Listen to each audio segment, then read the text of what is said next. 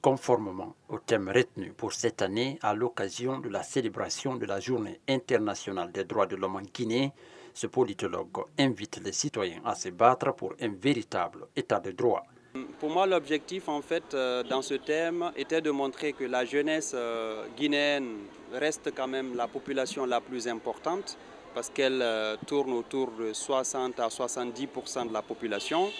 et de montrer que cette jeunesse est déjà dans le processus de transition puisque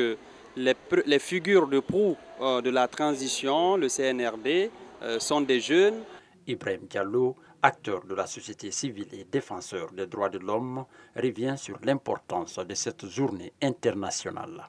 Chaque journée internationale des droits de l'homme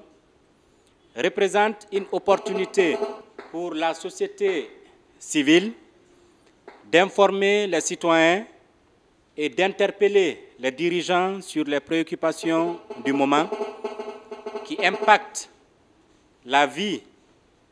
des humains comme les droits fondamentaux. Après un brillant exposé devant des étudiants venus pour comprendre l'importance des droits de l'homme dans un processus de transition, Maître Almami Samori Traoré recommande à ce qu'il y ait des juridictions pour traiter des questions de droits humains en Guinée. Aujourd'hui, tous les citoyens sont censés comprendre les droits de l'homme et vous avez remarqué dans la charte de la transition, les autorités de la transition ont reconnu qu'il y a eu des violations répétées des droits de l'homme et ils ont fait des droits de l'homme une question centrale de leur politique transitoire. Parmi les propositions que j'ai eu à faire, pourquoi ne pas créer une juridiction spécialisée sur les questions de droits de l'homme? Face à la mise à l'écart de la jeunesse, notamment dans la fonction publique, cette étudiante hausse le ton. Elle doit arracher sa place parce que, surtout en Guinée ici, on constate dans beaucoup de